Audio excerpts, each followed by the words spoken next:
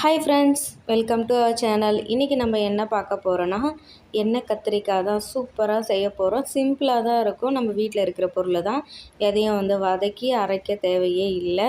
சிம்பிளாக நம்ம செஞ்சு முடிச்சிடலாம். அதுக்கு ஃபஸ்ட்டு கத்திரிக்காயில் பூச்சி எதுவும் இல்லாமல் பார்த்துக்கோங்க. முழுசாக போட்டுக்கோங்க. சின்ன கத்திரிக்காய் இருந்தால் முழுசாக போட்டுக்கலாம். ரொம்ப பெரிய பெரிய சைஸாக இருந்ததுனால நான் ஆஃபாக கட் பண்ணிவிட்டு அதை ஸ்லைஸ் பண்ணி வச்சுருந்தேன்.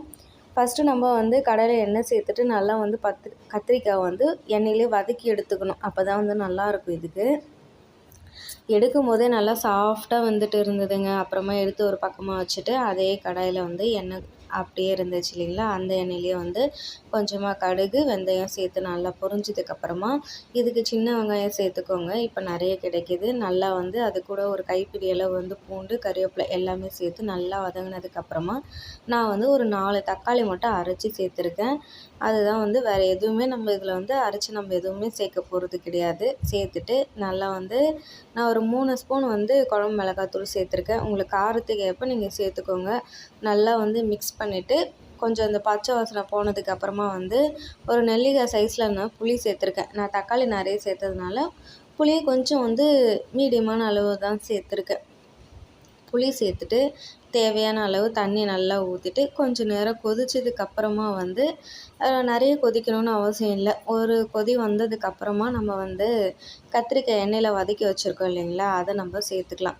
நம்ம ஃபஸ்ட்டே புளி ஊற்றுறதுக்கு முன்னாடியே காய் போடுவாங்க ஒரு சிலர். அது நம்ம எண்ணெயில் வதக்காமல் இருந்தால் அப்படி சேர்த்துக்கலாம். நம்ம ஆல்ரெடி நம்ம எண்ணெயிலே வதக்கினதுனால ஃபுல்லாக நல்லா நல்லா சாஃப்டாக இருக்குது. ஏன்னா முதல்லே நம்ம சேர்த்துட்டோம்னா சீக்கிரமாக கரைஞ்சிரும் குழம்புல. அதனால தான் ஒரு கொதி வந்ததுக்கப்புறமா பொறுமையாக எல்லாத்தையும் ஒன்று ஒன்றா உள்ளே தூக்கி நல்லா இறக்கிட்டு எதுவுமே மிக்ஸ் பண்ணாமல் அப்படியே நம்ம கொஞ்சம் நேரம் மூடி இன்னும் கொஞ்சம் கொதிக்கட்டும்.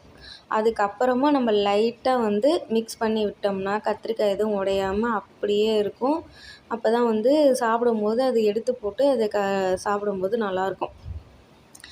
இப்போ மிக்ஸ் பண்ணிவிட்டு இன்னும் கொஞ்சம் நேரம் அந்த பச்சை வாசனை புளியெல்லாம் போகலைங்களா, அப்போ தான் அந்த மசாலாலாம் கத்திரிக்காய் உள்ளெல்லாம் இறங்கும்.